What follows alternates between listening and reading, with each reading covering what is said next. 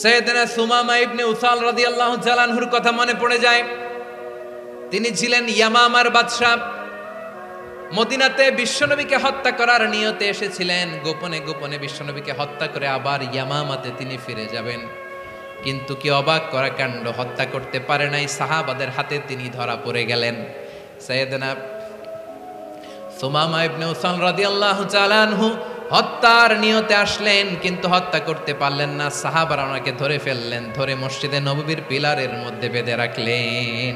সুমামা ইবনে উসাল, সিরাত থেকে শুনে, সিরাত থেকে শোনাচ্ছি রাদিয়াল্লাহু তাআলা আনহু ইয়ামামার অধিপতি ছিলেন।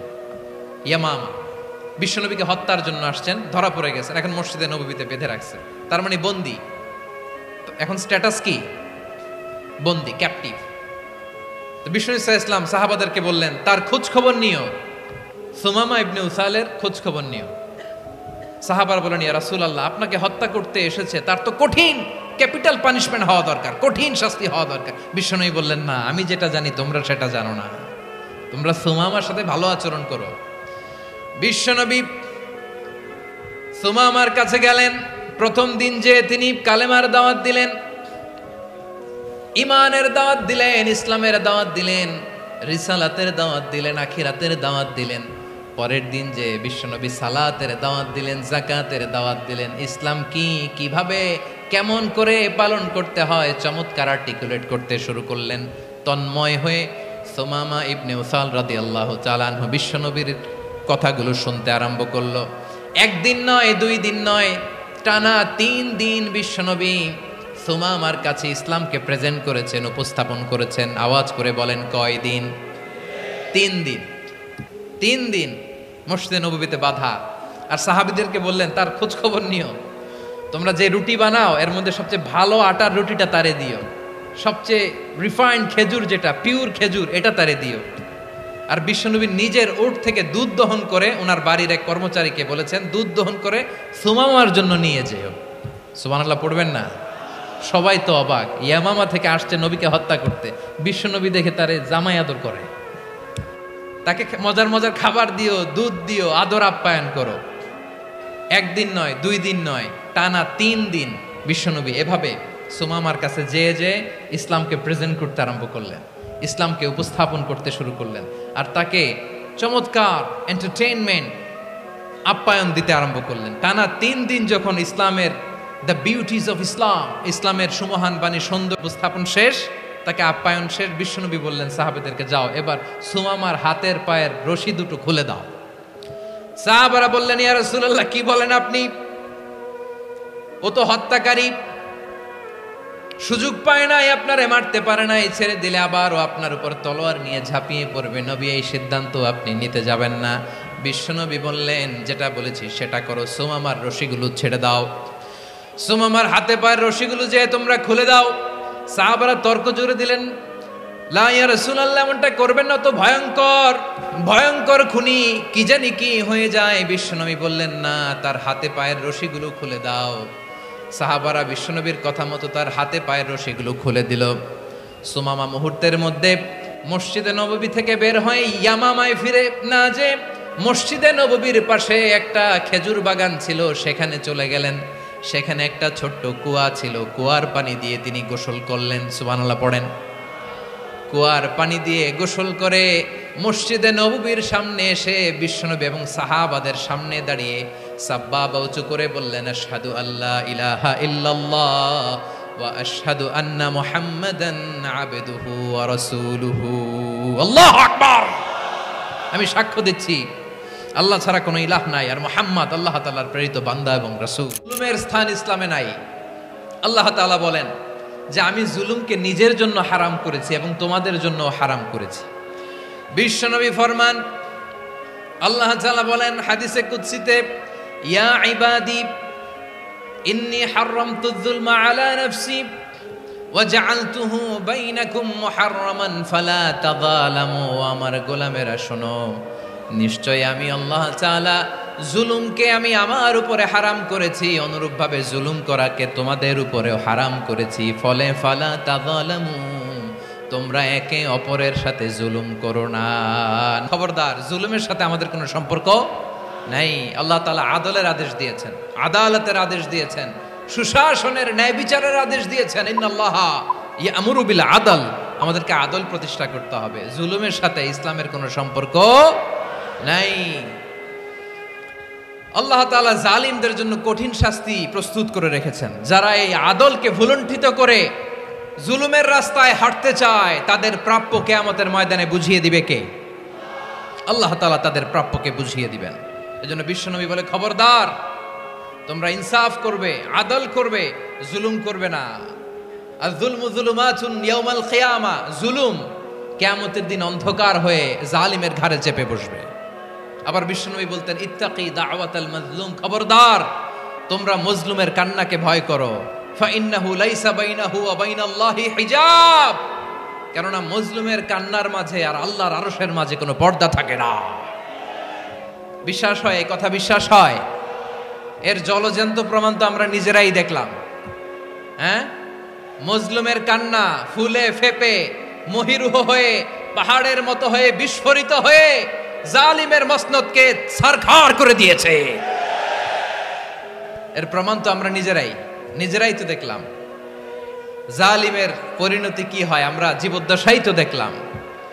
এমনও কোনো জুলুম নাই যে হয় নাই, ঠিক কিনা বলেন? আহারে জুলুম, আহারে জুলুম।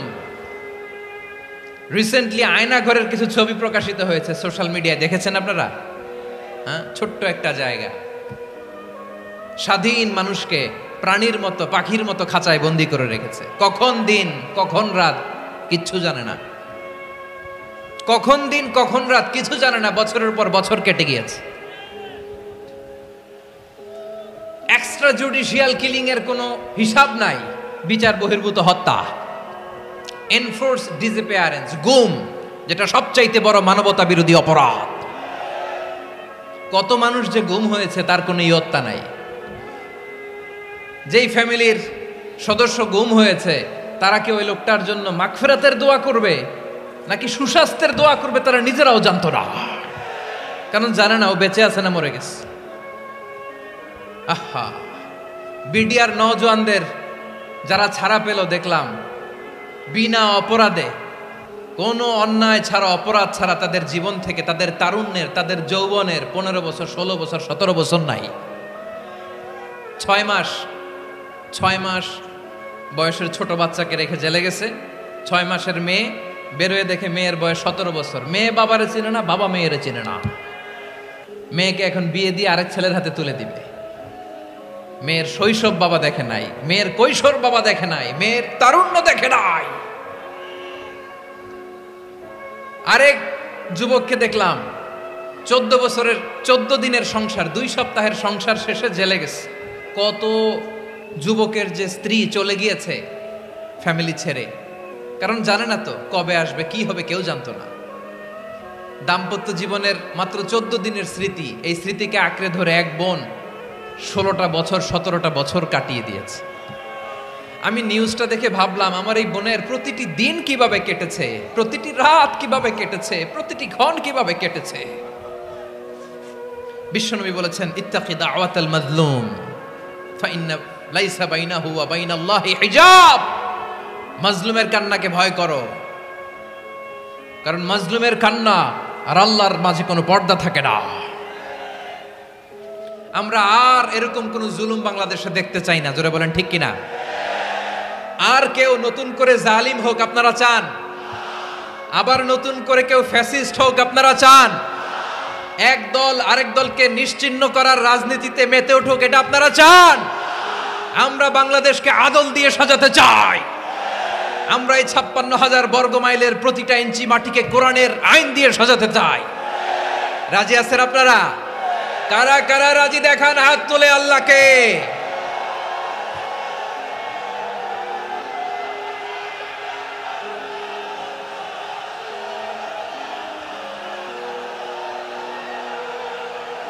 আমার প্রিয় বীর চট্টলার তৌহিদি মুসলমান, আমরা আর নতুন করে কেউ জালিম হোক এটা চাই না। নতুন করে আবার কেউ ফ্যাসিস্ট হোক আমরা চাই না। এক দল আরেক দলকে নিশ্চিহ্ন করার রাজনীতি করুক, আমরা চাই না। আমরা সুশাসনের বাংলাদেশ চাই। আমরা মানবিক বাংলাদেশ চাই। আমরা একটা সমৃদ্ধ বাংলাদেশ চাই। আমরা বিশ্বের বুকে সম্মান নিয়ে মাথা উঁচু করে দাঁড়াতে চাই, ঠিক কিনা বলেন? আল্লাহ বললেন, এটা যদি তোমরা চাও, একটা সমৃদ্ধ সমাজ যদি বিনির্মাণ করতে চাও, মানবিক সমাজ যদি বিনির্মাণ করতে চাও, আমি তোমাদেরকে সেজন্য প্রথমেই আদালতের নির্দেশ দিলাম। ইন্নাল্লাহা ইয়া'মুরু বিল আদল, নিশ্চয় আল্লাহ তাআলা তোমাদেরকে ন্যায় বিচার সুশাসন এটার আদেশ দেন। সুবহানাল্লাহ। আদাল, ন্যায় বিচারের আদেশ আল্লাহ তাআলা কোরআনের বিভিন্ন আয়াতে দিয়েছেন। আল্লাহ তাআলা বলছেন, ইন্নাল্লাহা يأمركم أن تؤدوا الأمانات إلى أهلها وإذا حكمتم بين الناس أن تحكموا بالعدل إن الله نعم ما يعظكم به إن الله كان سميعا بصيرا। আল্লাহ আদেশ দিচ্ছেন, যে ব্যক্তি আমানতের হকদার তার হাতে তোমরা আমানত পৌঁছে দাও, আর যখন তোমরা বিচার কার্য করবে, বিচার ফয়সালা করবে, আদালতের সাথে করো। সুবহানাল্লাহ বলেন। ওয়াইদা হাকামতুম বাইনান নাসি আন তাহকুমু বিল আদল, আদালতের সাথে করবা। আল্লাহ তাআলা বলেন, যারা জাজ হবে, বিচারক হবে, তাদের যদি বাদী বিবাদীর কারোর সাথে শত্রুতা থাকে, কারোর সাথে যদি কোনো ধরনের রেষারেষি থাকে, আল্লাহ বলেন বিচার কার্য করতে যে ওই শত্রুতা রেষারেষির কারণে আদালতের বাইরে যে অবিচার করে বিচার করো না। ওয়ালা ইয়াজরিমান্নাকুম শানাআনু কওমিন আলা আল্লা তা'দিলু ই'দিলু হুয়া আকরাবু লিত্তাকওয়া ওয়াত্তাকুল্লাহা ইন্নাল্লাহা খাবীরুম বিমা তা'মালুন। খবরদার কোন জাতির প্রতি, কোন গোষ্ঠীর প্রতি, কোন গোত্রের প্রতি আক্রোশ যেন তোমাদেরকে ন্যায় বিচার থেকে দূরে সরিয়ে না দেয়, বরং আমি আল্লাহর আদেশ হলো ই'দিলু, তোমরা আদল করো, ন্যায় বিচার করো, সুবিচার করো, সুশাসন প্রতিষ্ঠা করো। হুয়া আকরাবু লিত্তাকওয়া, এটাই তাকওয়ার সবচেয়ে কাছাকাছি।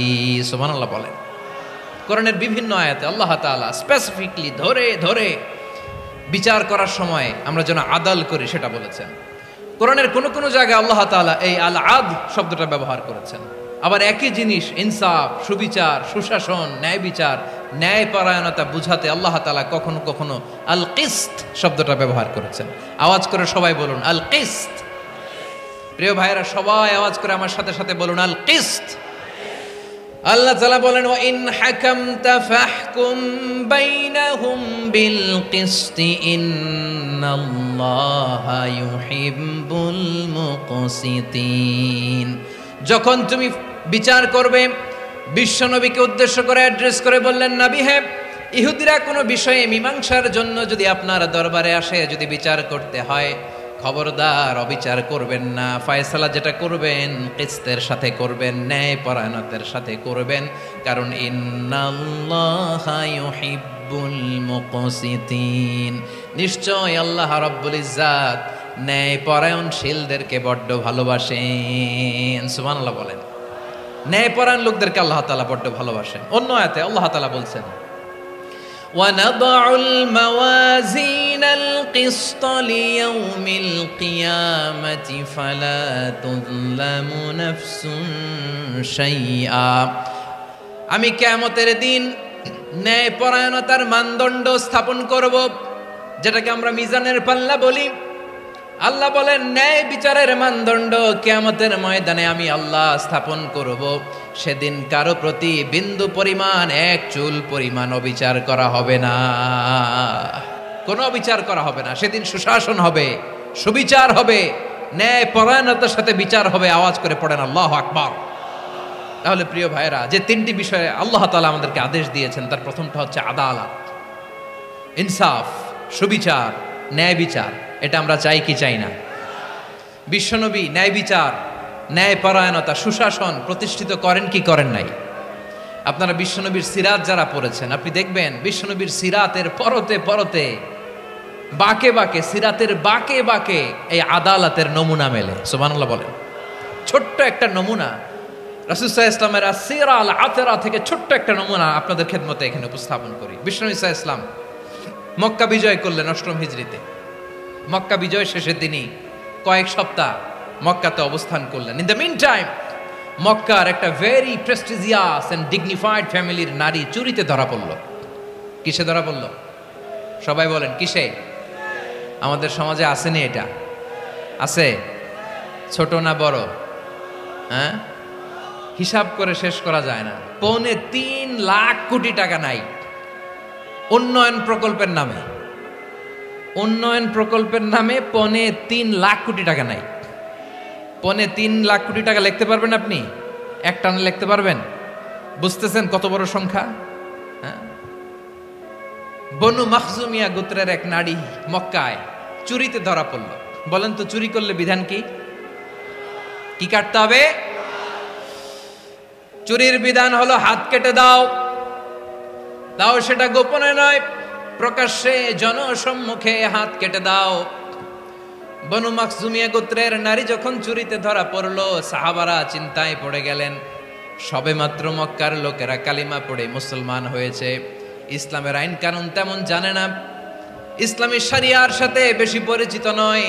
এখন যদি বিশ্বনবী চুরির যেই বিধান এটা যদি কায়েম করে হাত যদি কেটে দেয়, না জানি মক্কার লোকেরা আবার বিগড়ে যায়, না জানি মক্কার লোকেরা আবার মুরতাদ হয়ে যায়, না জানি মক্কার লোকেরা ইসলাম থেকে দূরে সরে যায়।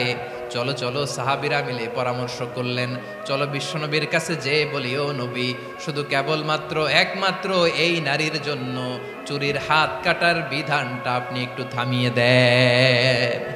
চুরির হাত কাটার যে বিধান এইখানে একটু রহিত করে দেন, বাকিগুলা কইরেন মদিনাতে যে চলবে, কিন্তু মক্কায় এবারের জন্য মাফ করে দেন। কিন্তু কে বলবে? এই যে পরামর্শ, সাজেশন, এটা কে দিবে বিশ্বনবীর কাছে? সাহাবারা চিন্তায় পড়ে গেলেন। আল্লাহর নবীর সামনে দাঁড়িয়ে আল্লাহর দেয়া হুদুদ, আল্লাহর দেয়া বিধান থামিয়ে দেওয়া, মাফ করে দেওয়া, এই কথা বিশ্বনবীর সামনে বলার সাহস তো কেউ রাখে না। কেউ কেউ বলল, বিশ্বনবীর পালক পুত্র যায়েদ বিন হারেসার সন্তান উসামারে বিশ্বনবী নাতির মতো আদর করে, বড্ড বেশি ভালোবাসে উসামারে। এজন্য সাহাবারা উসামাকে বলতো হিব্বু রাসূলিল্লাহ, বিশ্বনবীর ভালোবাসা। কি বলতো? সাহাবীরা বললেন, বিশ্বনবীর ভালোবাসা হিব্বু রাসূলিল্লাহ, উসামারে পাঠাও। উসামারে বিশ্বনবী নাতির মতো স্নেহ করে, মায়া করে, ভালোবাসে। আমরা পারবো না, উসামা পারবে। সবাই মিলে ফুলিয়ে ফুসিয়ে ওসামাকে, ছোট্ট ওসামাকে রাজি করালো। ওসামা এমন এমন কথা যে তুমি বিশ্বনবীর কাছে বলতে হবে, পারবা নাকি? ওসামা বলে, পারবো।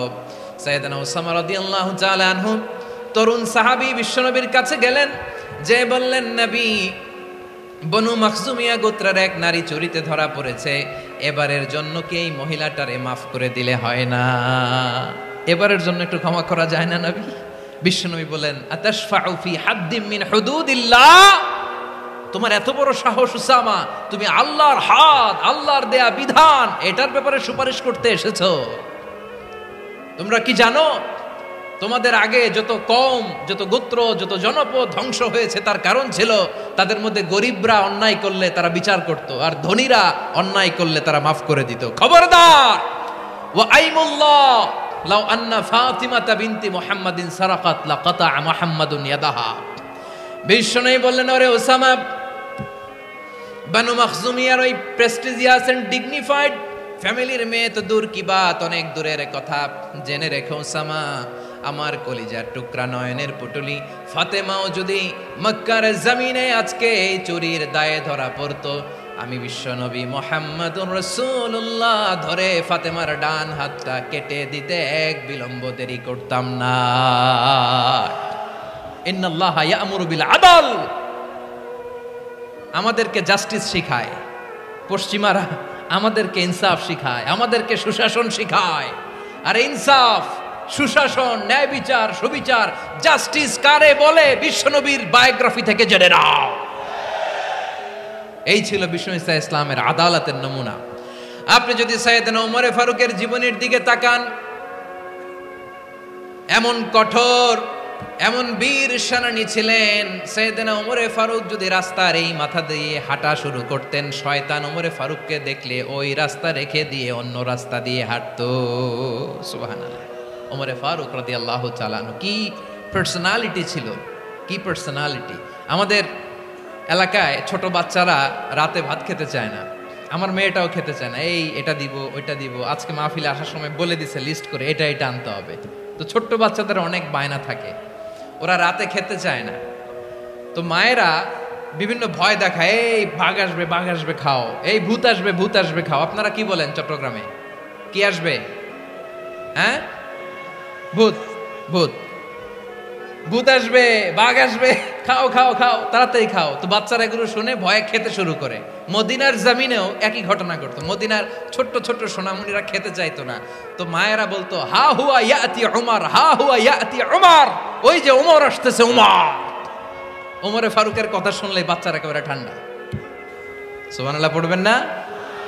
প্রভু তুমি বলেছ রাসূল দেবে না, বলনি দেবে না ওমর, বলনি দেবে না হামজা তারিক, খালিদ বিজয় সমর। প্রভু তুমি বলেছ রাসূল দেবে না, বলনি দেবে না ওমর, বলনি দেবে না হামজা তারিক, খালিদ বিজয় সমর। প্রভু তুমি বলেছ রাসূল দেবে না। আল্লাহু আকবার। ওমর ফারুক রাদিয়াল্লাহু তাআলা আনহু, ওনার কথা শুনলে গায়ের মধ্যে গুজবাম হয়, গায়ের পশমগুলো দাঁড়িয়ে যায়। সুবহানাল্লাহ বলেন। কি পার্সোনালিটি ছিল, কি ব্যক্তিত্ব ছিল। মুনাফিকরা ওমর ফারুককে জমের মতো ভয় পেতেন। শয়তান, খুদ শয়তান এই রাস্তা দিয়ে আসলে শয়তান অন্য রাস্তা দিয়ে হাঁটতো। ওমরে ফারুক রাদিয়াল্লাহু তাআলা আনহুর জীবনে যদি দেখেন, তাহলে সেখানে আপনি আদালতের, ইনসাফের, সুশাসনের, জাস্টিসের নমুনা দেখতে পাবেন। কয়টা শুনবেন? সাইয়েদনা ওমরে ফারুকের রাদিয়াল্লাহু তাআলা আনহুর সন্তান আব্দুর রহমান মিশরে মদ খেয়ে মদ্যপ অবস্থায় ধরা পড়েছে। মদ খাওয়ার কারণে, মদ যদি কেউ পান করে আর যদি প্রমাণিত হয়, তার বিচার হলো 80 বেত। আওয়াজ করে বলেন কয় বেত? বাংলাদেশেও তো এই আইন আছে নাকি? বাংলাদেশে আছে? হ্যাঁ, মদ খাইলে 80 বেত, এই আইন বাংলাদেশে চালু হোক। আমরা চাই কি চাই না? চাই সবাই। এজন্যই তো ইসলাম ভাল লাগে না। ইসলামকে ভাল লাগে না। ইসলামকে আউট করে রাখতে পারলেই তো এরকম বড় বড় বোতল খাওয়া যায়। একেবারে সহজ, পানির মতো সহজ, হিসাব একেবারে সহজ। ওমরে ফারুক রাদিয়াল্লাহু তাআলা আনহুর ছেলে ভুল করে মদ পান করে ফেলেছিলেন। আব্দুর রহমান, ঘটনা ঘটেছে মিশরে। মিশরের গভর্নর তখন আমর ইবনুল আস রাদিয়াল্লাহু তাআলা আনহু। আব্দুর রহমানের ভাই যে গভর্নরকে বলল, গভর্নর যদি একটু দয়া করেন, খলিফার ছেলে আমার ভাই আব্দুর রহমান মদ্যপ অবস্থায় ধরা পড়েছে, জনসম্মুখে যদি আপনি বেত্রাঘাত করেন আমাদের প্রেস্টিজ থাকে না, যদি 80 বেত আপনি মারেন আমার কোনো কথা নাই, কিন্তু ঘরের ভেতরে মারেন। আব্দুর রহমানের ভাইয়ের সুপারিশ শুনে সাইয়েদনা আমর ইবনুল আস রাদিয়াল্লাহু তাআলা আনহু রাজি হয়ে গেলেন। ঘরের ভেতরে লোকচক্ষুর আড়ালে 80 বেত তিনি মানলেন। কিন্তু ঘটনাক্রমে এই কথা লুকিয়ে লুকিয়ে ঘরের ভেতরে 80 বেত মারার কথা সাইয়েদনা ওমর ফারুক মদিনা থেকে জানতে পারলেন। মদিনা থেকে তিনি ফরমান জারি করলেন, এই বিচার যেমনটি আমর ইবনুল আস আদায় করেছে, এটা প্রকৃতপক্ষে আদায় হয় নাই।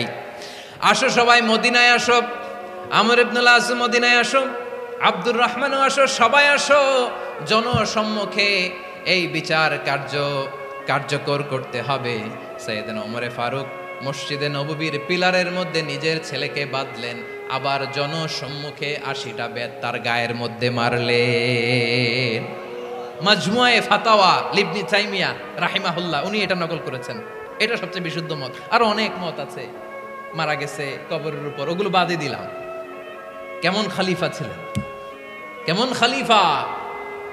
পশ্চিমারা তোমরা জাস্টিস আমাদেরকে শেখাও। ইনসাফ কারে বলে সুশাসন, আমাদেরকে তোমরা শিখাও।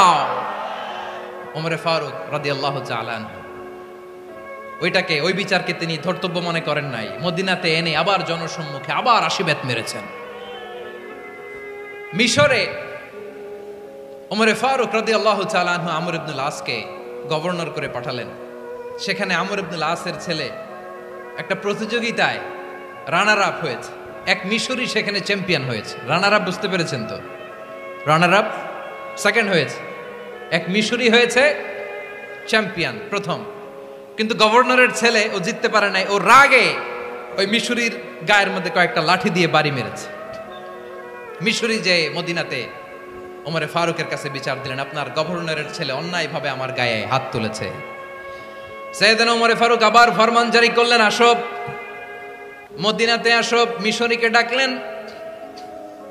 ওই মিশরের গভর্নর আমর ইবনুল আস রাদিয়াল্লাহু তাআলা আনহুকে ডাকলেন, তার ছেলেকেও ডাকলেন। সবাই বসে রইল। আমর ইবনুল আস রাদিয়াল্লাহু তাআলা আনহু মাথা নিচু করে বসে আছেন, লজ্জায় কাচুমাচু। হায় হায়, আজকে আমার ছেলের কারণে আমিরুল মুমিনিন খলিফাতুল মুসলিমিন ওমরে ফারুকের কাছে আমি জনসম্মুখে লজ্জিত হচ্ছি। সাইয়েদনা ওমরে ফারুক বললেন, এই নাও লাঠি। গভর্নরের ছেলে তোমার মাথার মধ্যে যতগুলো বাড়ি মেরেছে, আজকে জনসম্মুখে তুমি অতগুলা বাড়ি মারো। মিশরি বলে, থাক, আপনি যে ডেকে আনছেন সবার সামনে এটা বলছেন, এতেই আমি খুশি। আল্লাহু আকবার। আপনার মহানুভবতা দেখে আমি খুশি, আর অপমানের দরকার নাই। ওমরে ফারুক বলে, না, খবরদার, এই কথা মিশরি তুমি বলো না, মারো, যতগুলা বাড়ি মেরেছে মারো।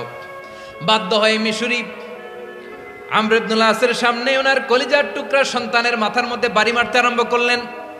ঠিক যতগুলা বাড়ি গভর্নরের ছেলে আমর ইবনুল আসের ছেলে মিশরির গায়ে মেরেছিল, মাথায় মেরেছিল, মিশরি গুনে গুনে ততটা মারলেন। এই দৃশ্য দেখে ওমরে ফারুক রেগে মেগে আগুন, রাগের চোটে রাগ সামলাতে না পেরে, আর নিজেকে সামলাতে না পেরে মিশরিরে বললেন, ছেলেরে মারা শেষ হয়ে গেলে এবার বাবার টাক মাথার মধ্যে কয়েকটা বাড়ি মার। রাগের চোটে, আউট অফ অ্যাঙ্গার, রাগের চোটে, যে আমার পাঠানো গভর্নর আমর ইবনুল আস তার ছেলেকে কেন আদব তারবিয়া কেন শিক্ষা দিতে পারে না। ছেলেরে মারা হইলে এবার আমর ইবনুল আসের মাথার মধ্যে দুইটা মারো। এটা রাগে বলেছেন, এটা শাস্তি হিসেবে না। সুবহানাল্লাহ পড়ে। তোমরা আমাদেরকে সুশাসন শিখাও, আমাদেরকে সুশাসন শিখাও। বিশ্বনবী বলেন, আদল এটা যেন তেন বিষয় না, এটা দিয়েই মানবিক সমাজ গড়তে হবে।